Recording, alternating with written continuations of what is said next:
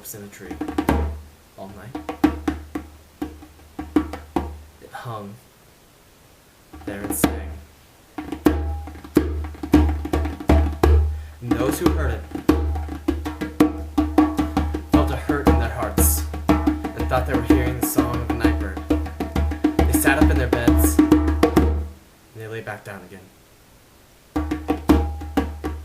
In the night wind, the goat's head swayed back and forth, and far off it shone faintly, the way the moonlight shone on the train tracks miles away. Besides which the goat's headless body lay. Some boys had hacked its head off. It was harder work than they had imagined. The goat cried like a man and struggled hard. They finished the job.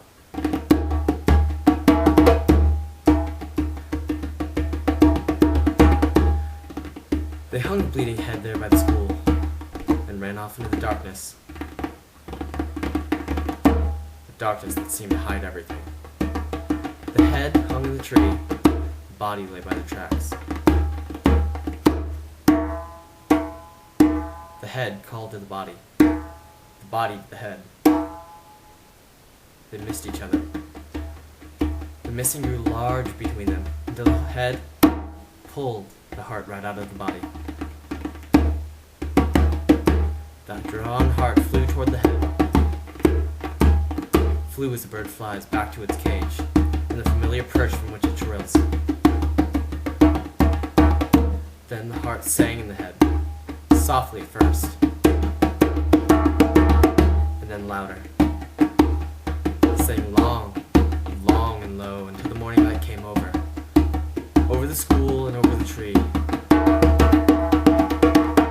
And then the singing stopped.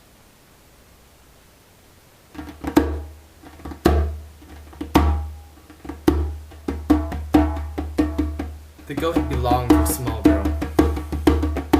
She named the goat Broken Thorn Sweet Blackberry. Named it after the night's bush of stars because the goat's silky hair was dark and swell as water. Because it had eyes like wild fruit. The girl lived near a high railroad track. At night she heard the train passing, the sweet sound of the train's horn.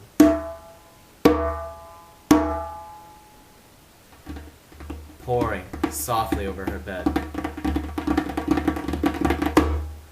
Each morning she woke to give the bleeding goat his pail of warm milk.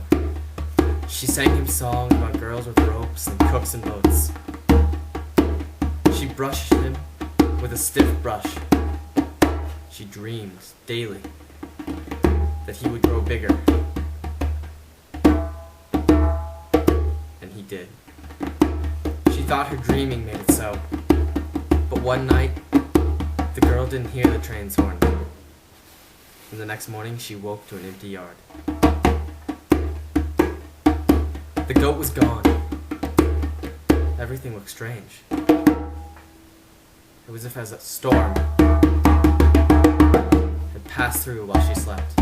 The wind and stones, rain, had passed through while she slept, stripping the branches of fruit. She knew that someone had stolen the goat, that he had come to harm. She called to him all morning and into the afternoon. She called and called and called and called and called. She walked and walked and walked and walked.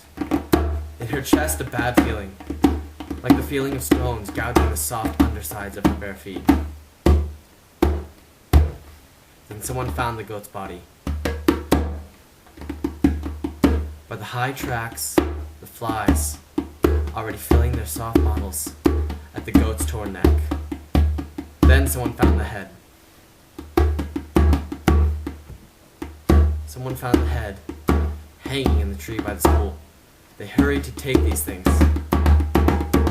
away so that the girl would not see them. They hurried to raise money to buy the girl another goat.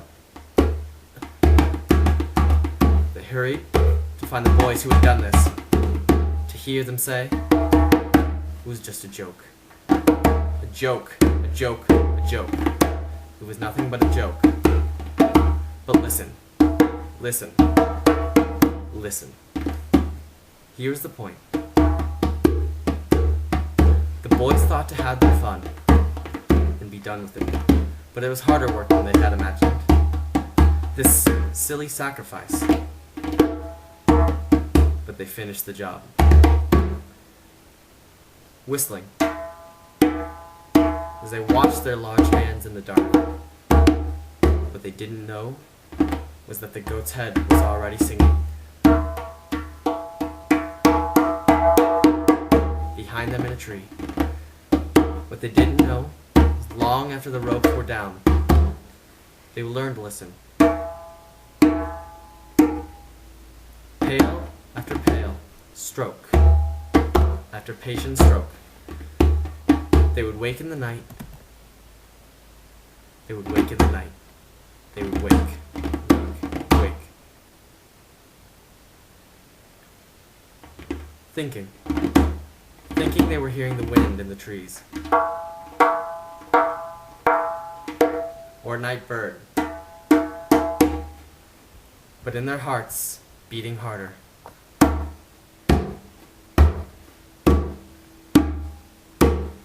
There would be a whistle, a hum, a high murmur.